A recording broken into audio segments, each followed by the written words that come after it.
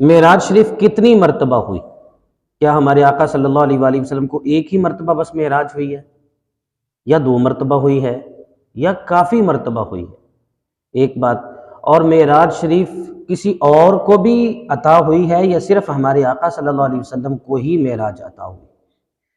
اور براق پہ ہمارے آقا صلی اللہ علیہ وآلہ وسلم سوار ہوئے، کیا کسی اور نبی کو بھی براق پہ سوار کیا گیا؟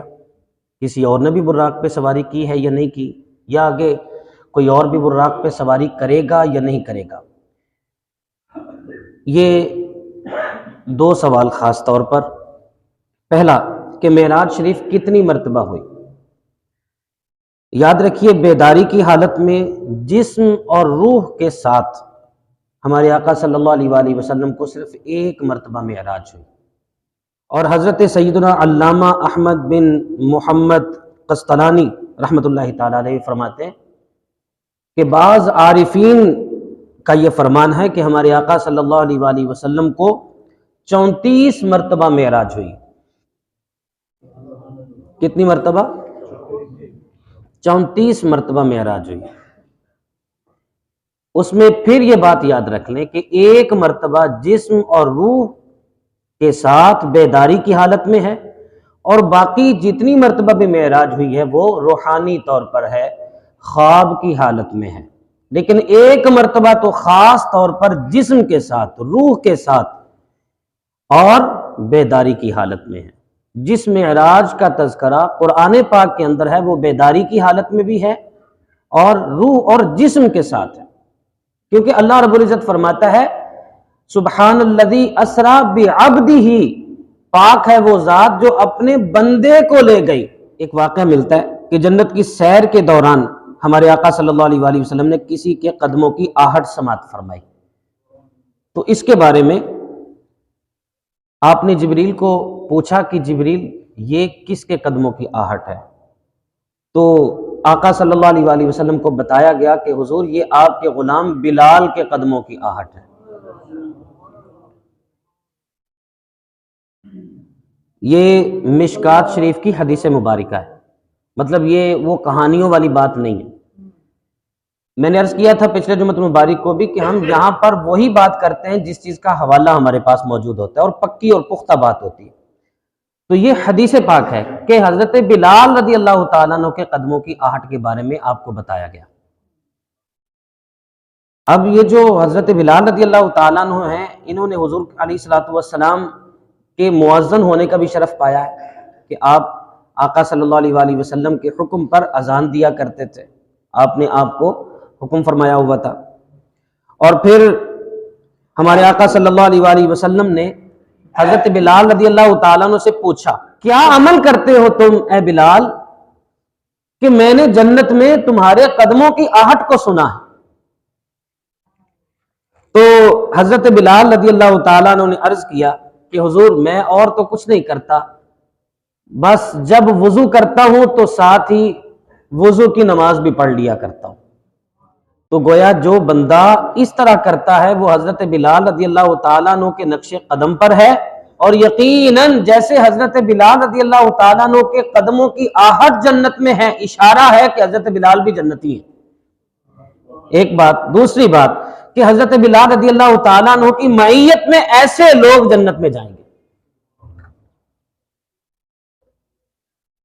تو یہ جو واقعہ ہے نا، یہ حضرت بلال رضی اللہ تعالیٰ عنہ والا، یہ واقعہ حضور علیہ الصلوۃ والسلام کی جسم اور روح والی معراج میں نہیں پیش آیا، بلکہ یہ بعد میں جو روحانی طور پر آپ کو معراج ہوئی ہیں ان میں کسی ایک معراج کا یہ واقعہ ہے۔ تو اس لیے جب تک ہم ان چیزوں کو سمجھیں گے نہیں تب تک یہ غلط فہمیاں لوگ بھی ہمارے دلوں میں ڈالتے رہیں گے، دماغوں میں ڈالتے رہیں گے، اور خود بھی ہمارے ذہنوں میں کبھی نہ کبھی شیطان یہ وسوسہ ڈال ہی دے گا۔ تو کیا ہمارے آقا صلی اللہ علیہ وآلہ وسلم کو صرف معراج ہوئی ہے، کسی اور نبی کو معراج ہوئی نہیں؟ تو یاد رکھیے جس طرح ہمارے آقا صلی اللہ علیہ وآلہ وسلم کو معراج عطا ہوئی، اس طرح کسی اور نبی کو، رسول کو عطا نہیں ہوئی۔ ہمارے آقا صلی اللہ علیہ وآلہ وسلم کو اللہ نے اپنا بے حجاب و بے نقاب دیدار عطا فرمایا۔ قرآن پاک میں موجود ہے حضرت ابراہیم علیہ السلام کے حوالے سے اللہ تعالیٰ فرماتا ہے وَكَذَلِكَ نُرِي إِبْرَاهِيمَ مَلَكُوتَ السَّمَاوَاتِ وَالْأَرْضِ وَلِيَكُونَ مِنَ الْمُوقِنِينَ سورہ انعام میں 75 نمبر آیت ہے کہ اسی طرح ہم نے ابراہیم علیہ السلام کو ساری بادشاہی آسمانوں اور زمین کی دکھائی، اور اس لیے کہ وہ عین الیقین والوں میں سے ہو جائے۔ تو یہ ایک مقام صخرہ تھا، ایک چٹان تھی، اس پر حکم ہوا تھا حضرت ابراہیم علیہ السلام کو کھڑے ہونے کا، اور پھر اس پر کھڑے ہو کر آپ نے سارے آسمانوں کی تمام چیزوں کا مشاہدہ فرمایا، اور پھر جتنے بھی عجائب تھے جنت میں ابراہیم علیہ السلام کا مقام تھا اس کو بھی آپ نے دیکھا، اور پھر آپ کے لیے زمین بھی کشف فرما دی گئی، کھول دی گئی، یہاں تک کہ آپ نے سب سے نیچے کی زمین تک نظر کی اور زمینوں کے تمام عجائبات کو دیکھا۔ یہ حضرت ابراہیم علیہ السلام کی معراج تھی، اور کسی کا تذکرہ فی الوقت مجھے نہیں ملا۔ تو یہ ابراہیم علیہ السلام کے بارے میں ہے کہ آپ کو اس طرح معراج ہوئی کہ آپ کو زمین و آسمان کی مشاہدات کرا دیے گئے اور سارے چیزوں کو دکھا دیا گیا، آپ کے مقام کو بھی جنت میں آپ کو دکھا دیا گیا۔ پھر ابراہیم علیہ السلام کی یہ جو شان ہے یہ آپ نے سماعت فرما لی۔ کیا براق پر صرف ہمارے آقا صلی اللہ علیہ وسلم سوار ہوئے، کوئی اور سوار نہیں ہوا؟ یاد رکھیے اگرچہ دیگر انبیاء کرام علیہ السلام نے بھی براق پر سواری فرمائی ہے، جیسا کہ حضرت ابراہیم علیہ السلام کے بارے میں آتا ہے کہ حضرت ابراہیم علیہ السلام جب اپنے بیٹے اسماعیل علیہ السلام سے ملاقات کے لیے جاتے تھے تو براق پر سوار ہو کر تشریف لے جاتے تھے۔ ایک روایت میں آتا ہے کہ ایک دفعہ آقا کریم علیہ الصلوۃ والتسلیم نے ارشاد فرمایا کہ حضرت صالح علیہ السلام کے لیے جو اونٹنی تھی اس کو اٹھایا جائے گا۔ حضرت صالح علیہ السلام کی اونٹنی تھی نا جس کے پونچھوں کو کاٹ دیا گیا تھا، ان کی قوم نے کاٹ دیا تھا، ان پر پھر عذاب بھی آیا تھا، تو وہ اپنی قبر سے اس اونٹنی پر سوار ہو کر میدان محشر میں تشریف لائیں گے۔ تو اس پر حضرت سیدنا معاذ ابن جبل رضی اللہ تعالیٰ عنہ نے عرض کی کہ حضور آپ اپنی مقدس اونٹنی پر سوار ہوں گے حشر کے میدان میں، آپ بھی سوار ہوں گے؟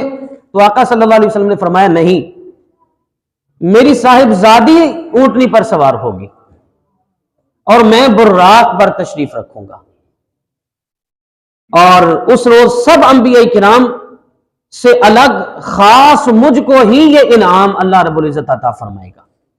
اللہ رب العزت ہمیں سمجھ کی توفیق عطا فرمائے، اللہ رب العزت ہم سب کی خامیوں کو دور کرے، اللہ رب العزت ہم سب کو خوبیاں عطا فرمائے، اللہ رب العزت ہم سب کو آقا صلی اللہ علیہ وسلم کی شان معراج کو سمجھنے کی توفیق عطا فرمائے۔ وما علینا الا البلاغ المبین۔